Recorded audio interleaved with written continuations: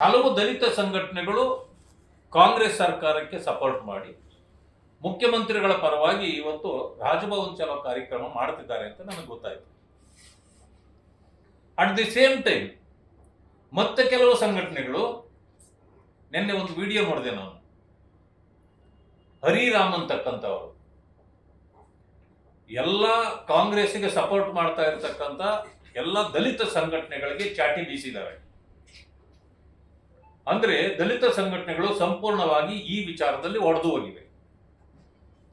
ಮೋಸ ಮಾಡಿದವರ ಪರವಾಗಿ ಕೆಲವು ಸಂಘಟನೆಗಳು ನಿಂತಿವೆ ಅಂತಂದ್ರೆ ಅದರ ಹಿಂದಿರ್ತಕ್ಕಂಥ ಕರಾಮತ್ತು ಏನು, ಯಾವ ಕಾರಣಕ್ಕೆ ಆ ಸಂಘಟನೆಗಳು ದಲಿತರಿಗೆ ಇಟ್ಟ ಹಣವನ್ನೇ ಲೂಟಿ ಮಾಡಿದಾಗ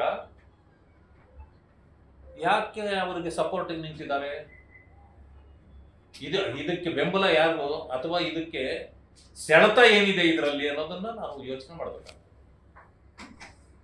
ಕೆಲವು ಸಂಘಟನೆಗಳು ನಾಳೆ ಬೆಂಗಳೂರಿನಲ್ಲಿ ಸಭೆ ಕರ್ಕೊಂಡಿವೆ, ದೊಡ್ಡ ಒಂದು ಆಂದೋಲನವನ್ನ ಸರ್ಕಾರದ ವಿರುದ್ಧ ಮಾಡ್ತಾ ಇದೆ.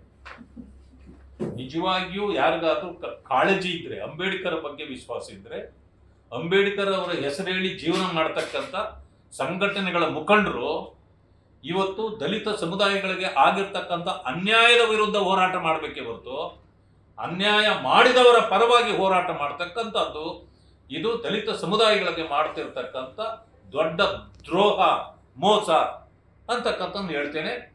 ಇವು ಬಂದ ಸಮಯ ಇವರು ಕಾಂಗ್ರೆಸ್ನ ಅವರ ಹುಚ್ಚಾಟಕ್ಕೆ ಇವರು ಬಲಿಯಾಗಿದ್ದಾರೆ. ಅವರು ಯಾವುದೋ ಆಗ್ತಕ್ಕಂಥ ಬಿಸ್ಕೆಟ್ಗೆ ಇವರು ಬಿದ್ದಿದ್ದಾರೆ ಅಂತಕ್ಕಂಥದ್ದನ್ನ ಇವರು ಹರಿರಾಮ್ ಅವರು ನೆನ್ನೆ ಹೇಳಿದ್ದಾರೆ. ಅದನ್ನು ನೀವು ಸತ್ಯ ಮಾಡಿದಂಗೆ ಆಗ್ಬಿಡ್ತದೆ. ಅದು ದಯವಿಟ್ಟು ಆ ಥರ ಮಾಡಬೇಡಿ. ಇವತ್ತೇನು ಸರ್ಕಾರ ನಿಮಗೆ ದಲಿತ ಸಂಘಟನೆಗಳು ಪರವಾಗಿ ನಿಂತಿದ್ದೀರಿ, ದ್ರೋಹ ಮಾಡಿದವರಿಗೆ ಸಪೋರ್ಟ್ ಮಾಡಿದ್ದಾರೆ ಅನ್ನೋ ಭಾವನೆ ಜನರಲ್ಲಿ ಬಂದಿದೆ. ಅದಾದ ಮೇಲೆ ನಿಮ್ಮ ಸಂಘಟನೆಗಳನ್ನು ಕೂಡ ಜನ ನಂಬೋದಿಲ್ಲ. ಇದನ್ನ ದಯವಿಟ್ಟು ಅರ್ಥ ಮಾಡ್ಕೊಳ್ಳಿ ಅಂತ ಹೇಳಿ